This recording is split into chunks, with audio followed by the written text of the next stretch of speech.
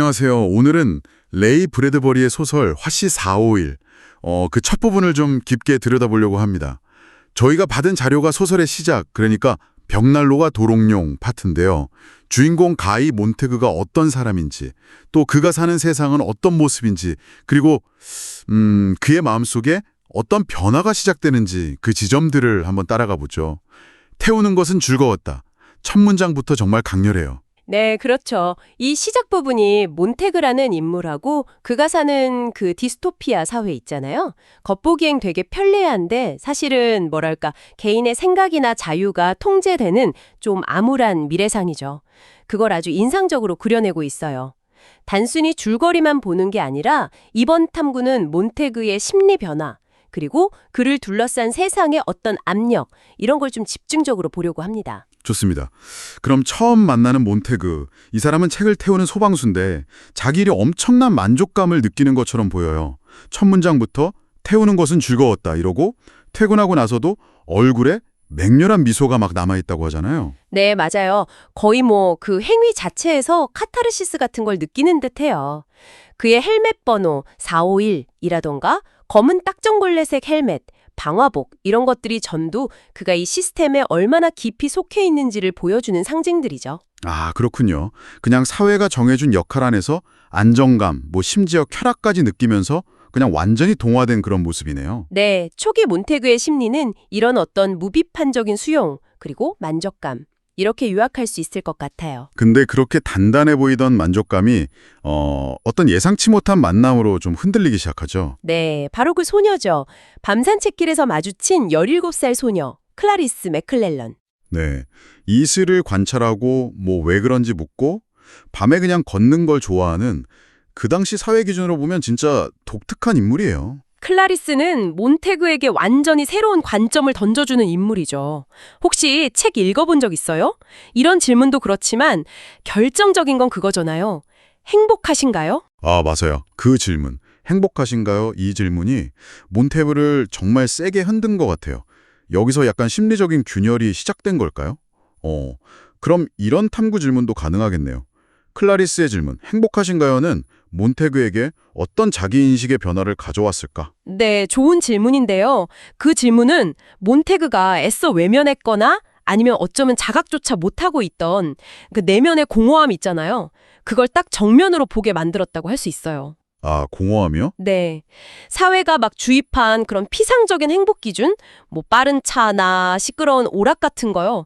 그런 거랑 자기 진짜 감정 사이의 괴리를 처음으로 인식하게 된 거죠. 그러니까 일종의 자기인식 아니면 불만족의 자각 같은 게 시작된 거군요. 그렇죠.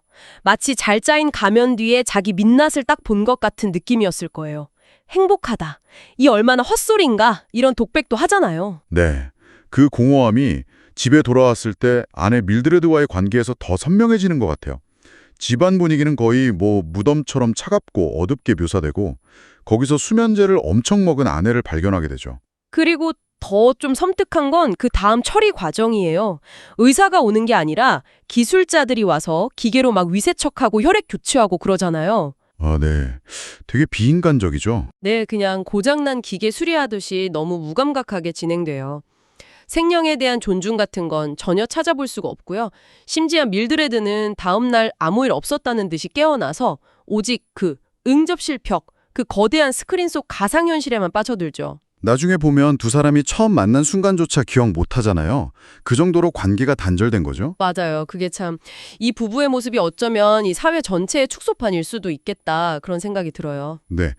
진정한 소통은 없고 피상적인 관계만 남은 그런 모습이요. 몬테그는 이런 현실 속에서 깊은 소외감을 느끼면서 이게 진짜 사는 건가? 하는 그런 근본적인 의문을 품기 시작하는 것 같아요. 그렇죠. 개인적인 균열이랑 동시에 사회 시스템의 압박도 슬슬 드러나기 시작합니다. 소방서의 그 로봇 사냥개 있잖아요. 기계 사냥개? 아, 네, 그 사냥개요. 걔가 몬테그한테 명백하게 적대감을 보여요. 이건 어쩌면 몬테그의 내면 변화를 시스템이 이미 감지하고 경고를 보내는 것 같은 그런 상징적인 장치로 볼 수 있죠. BT 서장은 그냥 기계일 뿐이라고 넘기려 하지만 몬테그는 본능적으로 위협을 느끼잖아요. 네, 나중에 BT 서장이 아파놓은 몬테그를 찾아와서 왜 책을 태워야 하는지 엄청 길게 설명하는 장면도 나오죠. 아, 맞아요. 그 설명이 좀 인상 깊었어요. 사람들이 복잡하고 막 논쟁적인 생각 대신에 더 빠르고 더 단순하고 더 피상적인 오락거리만 찾게 되면서 책이 자연스럽게 불필요해졌다. 뭐 이런 논리였죠. 네, 결국엔 그게 갈등의 씨앗이니까 없애는 게 모두의 행복을 위한 길이다. 이런 식으로 정당화를 하는 거죠. 근데 여기서 좀 흥미로운 지점은 책을 금지한 게 어떤 강력한 독재 권력이 아니라 오히려 대중 스스로가 깊이 있는 생각을 포기하고 즉각적인 쾌락을 선택한 결과라는 식의 설명이에요. 아, 그게 클라리스가 묘사했던 사회 모습이랑 딱 연결되네요. 사람들이 서로 진심으로 대화 안 하고 모든 게 극도로 빠르기만 한 그런 사회. 그쵸. 생각하지 않는 행복을 강요하는 사회인 셈이죠. 그리고 몬테그의 변화에 정말 결정적인 뭐랄까 망치질 같은 사건이 터지죠. 책을 숨긴 죄로 신고당한 노부인 집에 출동했을 때요. 네, 그 여인이 그냥 순순히 체포되거나 도망치지 않고 오히려 역사적인 인물의 말을 인용하면서 저항하잖아요. 마스터 리들리 용기를 내십시오. 뭐 이런 말이요. 그 혼란 속에서 몬테그는 자기도 모르게 책 한 권을 슬쩍 품에 숨기게 되고요. 가장 충격적인 건 역시 그 여인이 결국 자기 책들이랑 같이 불타 죽기를 선택한다는 점이죠. 이건 단순한 저항을 넘어서는 뭐랄까 지식과 신념을 위한 순교 같은 행위잖아요. 네, 정말 그렇죠. 이 끔찍한 광경이 몬테그에게 엄청난 트라우마로 남기고 그는 자기 직업이랑 삶 자체에 대해서 깊은 회의감에 빠져서 병가를 내게 되죠. 이 모든 과정을 거치면서 몬테그는 이제 정말 돌이킬 수 없는 선택의 기로에 서게 되는 것 같아요. 클라리스가 사라졌다는, 어쩌면 죽었을지도 모른다는 소식을 듣고 또 비티 서장의 그 교묘한 경고와 압박을 받았는데도 불구하고요. 네, 결국 아내 밀드레드에게 자기가 숨겨온 책들을 딱 보여주면서 같이 읽어보자고 제안하죠. 밀드레드는 당연히 막 경악하면서 당장 태워버리라고 소리치지만 몬테그는 그때 정말 절박하게 외치잖아요. 우리가 왜 이렇게 엉망진창 속에 있는지 알아내야 해. 아, 그 대사 정말 절박함이 느껴졌어요. 네. 그는 더 이상 예전처럼 살 수 없다는 걸, 그리고 이제 아주 위험한 길에 발을 들여놓았다는 걸 직감하는 거죠. 그래서 이 첫 부분을 관통하는 핵심 질문을 던져본다면 만족과 순용 속에서 살아가던 개인은 어떤 계기를 통해 각성하게 되고 또 그 각성은 어떤 대가를 요구하는가, 뭐 이 정도가 될 수 있겠네요. 그 답은 아마도 사회가 강요하는 그런 안락함이나 생각하지 않는 벽은 생각보다 견고하지만 클라리스와의 대화처럼 예상치 못한 어떤 인간적인 만남이나 혹은 책과 함께 죽음을 택한 여인의 모습 같은 강렬한 충격이 그 벽에 균열을 내고 개인의 내면을 흔들어 깨울 수 있다. 이런 거겠죠. 네, 맞아요. 하지만 그 각성의 대가는 정말 혹독할 수 있다는 암시도 같이 담겨 있고요. 만족감에 안주하던 소방수 몬테그는 이제 금지된 생각을 시작했고 위험천만한 비밀을 품게 된 겁니다.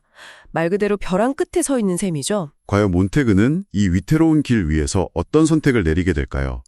그의 안에서 타오르기 시작한 이 작은 불씨가 과연 세상을 밝히는 불길이 될 수 있을지, 이 질문을 여러분께 남기면서 오늘 이야기는 여기서 마무리하겠습니다.